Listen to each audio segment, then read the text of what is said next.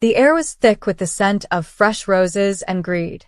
Crystal glasses clinked, soft jazz danced beneath the murmurs of expensive laughter, and silver trays floated between people who wore their wealth like armor. Everyone was dressed like royalty, but I stood near the back wall, invisible, my dress borrowed, and my heels a size too big.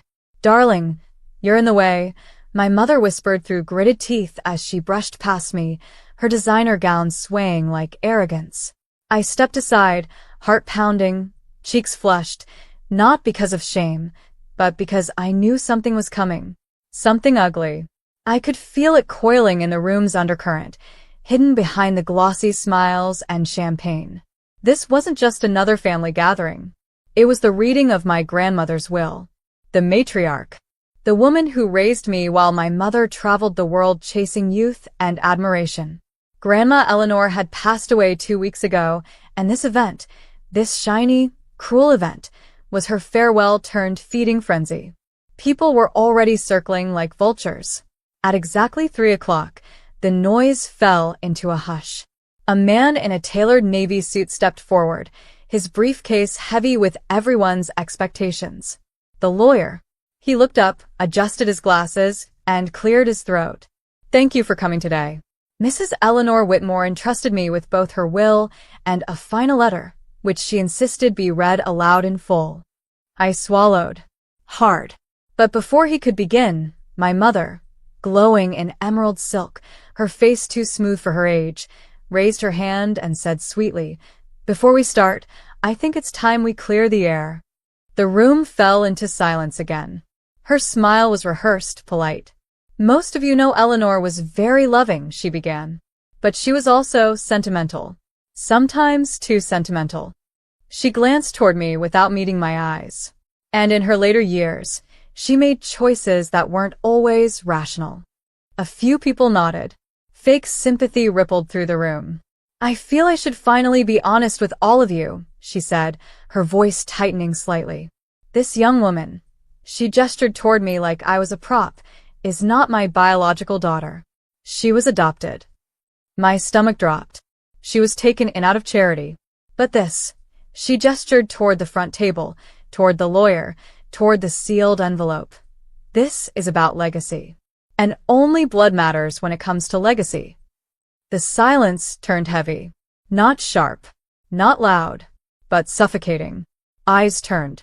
Whispers fluttered like moths caught in a jar. My cousins looked at me like I'd grown horns. Someone in the back actually chuckled. She said it so gently, so matter-of-fact, that it took a moment for the dagger to sink in. "Is that true?" someone asked. "She's adopted?" another whispered. I always wondered, she never looked like them. I stood there frozen, shame wrapping around my spine like a noose. But then I caught myself. No, I would not shrink for her. I straightened my back, met my mother's eyes, and asked, "Are you done humiliating me in front of strangers?" She flinched. Just a flicker. But it was there. And then the lawyer, bless that man, cleared his throat again. "If we may proceed," he said sharply, "Mrs. Whitmore's final letter must be read before the will is opened." I saw my mother stiffen. Her painted-on smile faltered.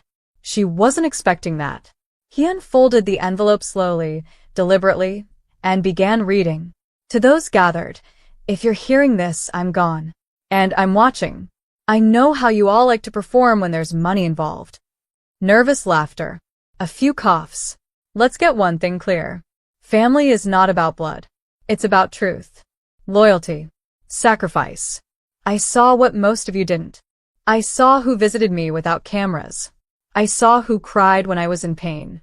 I saw who loved without conditions. And I saw who schemed. The room had gone completely silent. Even my mother wasn't breathing.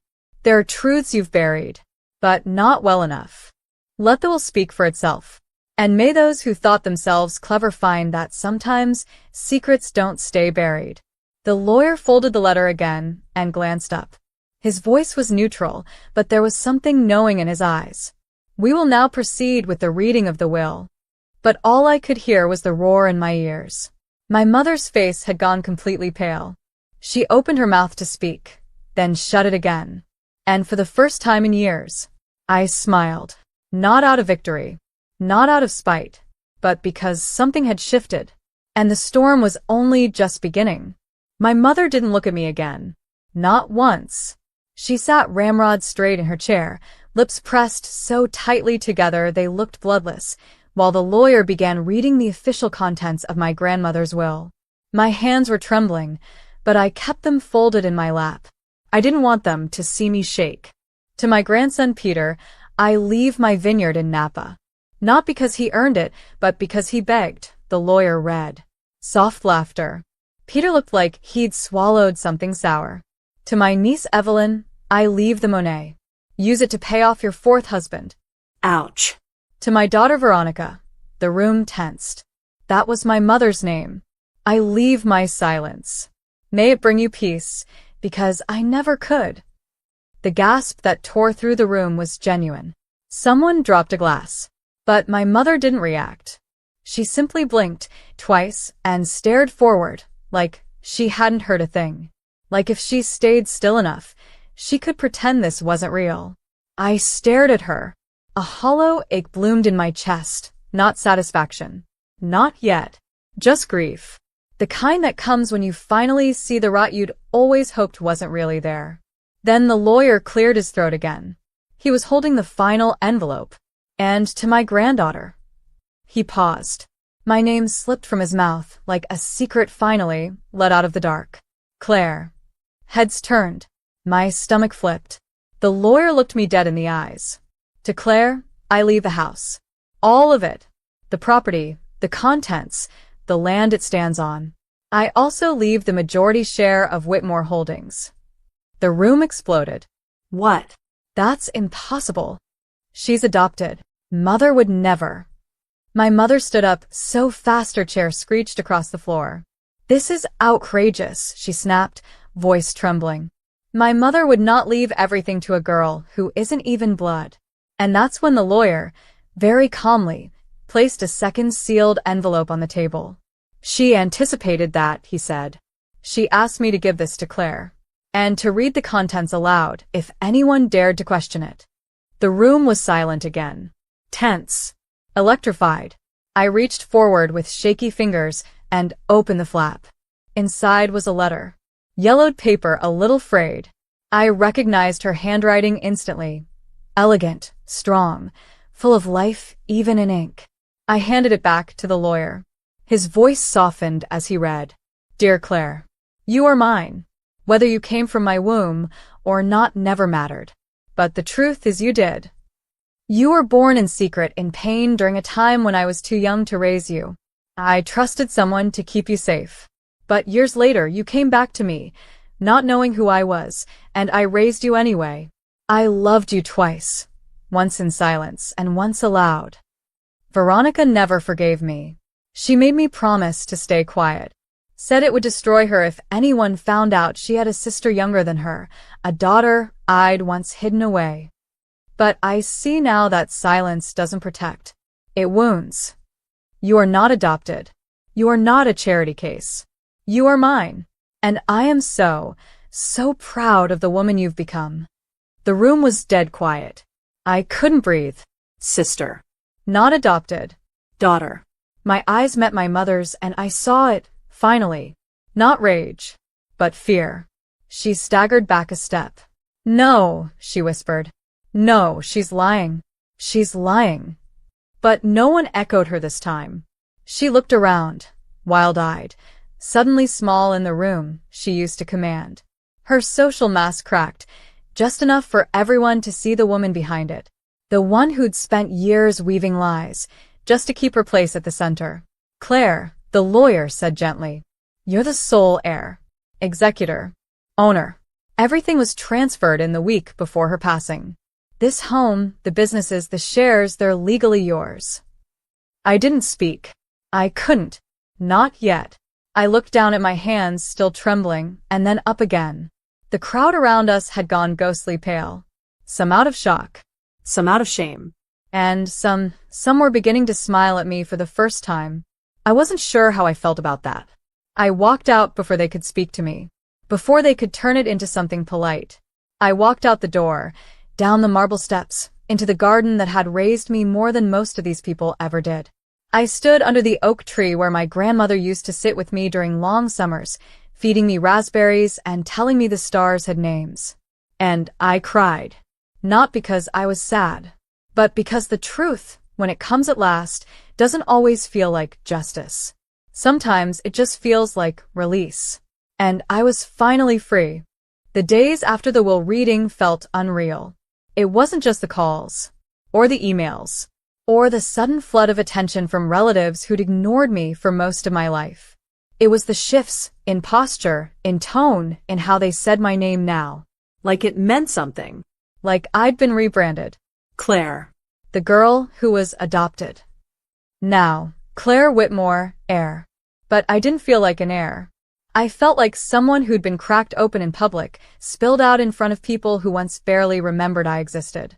And now, they wanted me to lead the family company? They wanted me to attend shareholder meetings, shake hands, smile?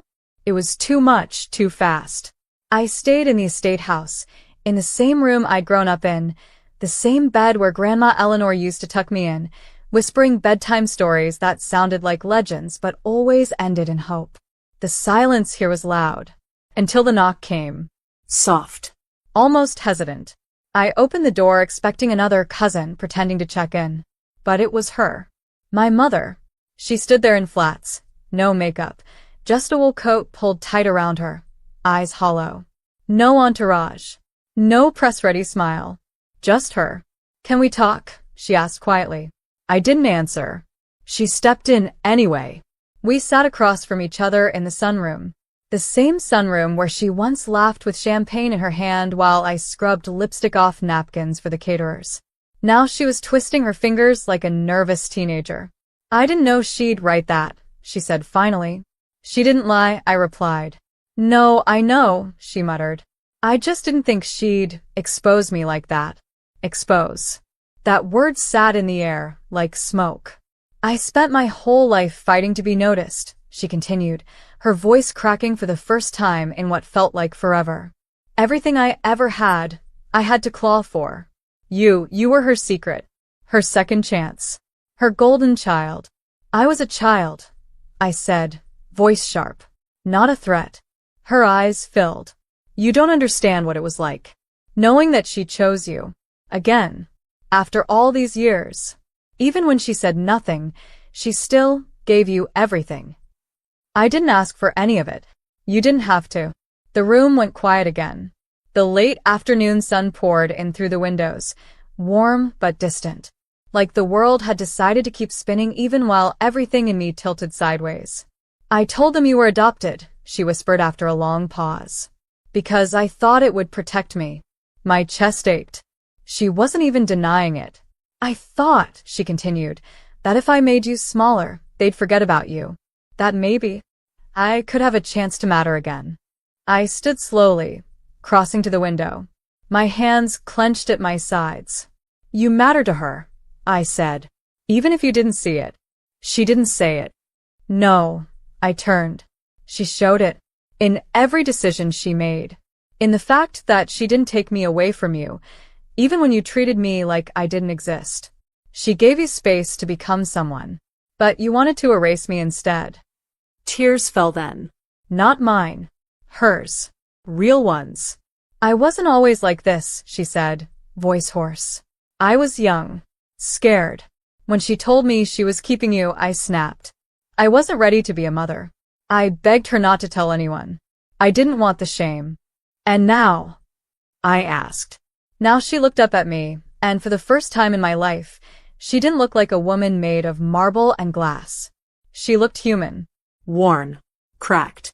"I want to know you," she whispered. "I don't expect forgiveness. But I'm tired of the pretending.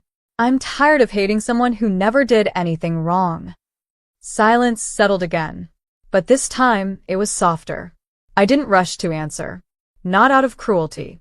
But because I needed to sit in this moment and feel it. Because sometimes healing doesn't roar. It whispers. I finally nodded once. "I don't know what this looks like," I said. "But I'm willing to try. If you are."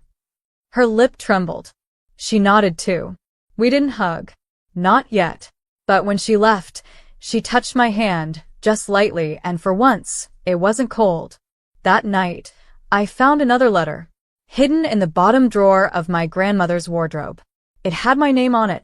Again. Smaller this time. Scribbled like she wrote it in a rush. Inside, she said, "Truth hurts. But hiding it hurts more. I didn't leave you everything to give you power. I left it because you already had it. Kindness, strength, patience. You're what this family needs. Don't lose that. And forgive her if you can. Not for her sake, but for yours." I folded the letter and pressed it to my chest. She knew. She always did. The next morning, I sat at the head of the boardroom table, my grandmother's seat. 12 shareholders stared at me. Some curious, some tense, a few barely hiding their irritation. My mother wasn't there. She'd texted, "I'll stay away. You need space." Fine by me. I took a breath and opened the file I'd spent all night reading. It was one of my grandmother's last moves before she passed, transferring controlling shares into a trust only I could unlock. But beneath the legal forms was something more. Buried among financial statements were emails. From my uncle, from 2 cousins, even from a board member. All trying to pressure my grandmother to declare her estate too complicated and dissolve the family holdings early. Trying to cut me out. This wasn't about tradition. It was about greed. Always had been. I looked up. "I won't be selling," I said calmly. "This company will remain intact. But I will be cleaning house." The room shifted. Eyes widened. "You can't," one cousin began. "I can. And I will. Starting with those who tried to manipulate Eleanor while she was in hospice." Silence. No one defended themselves. Because the evidence was real. I stood. "This company, my grandmother's legacy, isn't for sale. Not to you. Not to anyone. If you're here to bleed it dry, you're in the wrong room." And then I left. Outside the building, rain had just started to fall. A drizzle. Cleansing. Waiting by the car was an older woman in a beige coat. One of the housekeepers from the estate. I hadn't seen her in years. She stepped up and hugged me tightly. "Your grandmother said you'd lead with grace," she whispered. And she was right. For the first time in days, I let myself breathe. I wasn't just surviving. I was becoming. Weeks passed. The media tried to spin it as a scandal. Heiress exposes family secrets. But I didn't give interviews. I didn't need to defend the truth. It was already out. And with every day that passed, the noise faded. What remained was mine to build or break. I didn't fire everyone. Just the ones who had tried to tear it all down. The rest? I met with them. I listened. I learned. The gardeners. The cooks. The board assistants. People who'd been overlooked. My grandmother had always said, "How someone treats the quiet ones says everything." And now they looked at me not with fear, but with something else. Hope. One afternoon, I walked into the greenhouse, the one Grandma and I used to work in every spring, and found my mother there. She didn't see me at first. She was watering the orchids. Her movements were careful, gentle. I waited. She turned and gave me a small smile. She always loved these. I nodded. "She forgave me long before I forgave myself," she added. "I know," I said quietly. "I think she wanted us to find a way." She looked down, wiping her hands on a towel. "Thank you for not cutting me out. You had every right." "I didn't want revenge," I said. "Just truth. And peace." She nodded, swallowing hard. That was enough. We didn't hug. But we worked side by side, planting seeds in silence. Sometimes, healing doesn't arrive loudly. It blooms slowly. In the spaces between words. In choices not made out of spite, but strength. I stood alone in the garden later that night. The stars above blinked like secrets. My hand brushed over the top of the letter still folded in my coat pocket. "Don't lose what makes you kind." I hadn't. And now I wouldn't. This wasn't a story about inheritance anymore. It was about becoming the kind of woman my grandmother had always believed I could be, not because I was her blood, but because I was her heart. The house behind me wasn't just a mansion.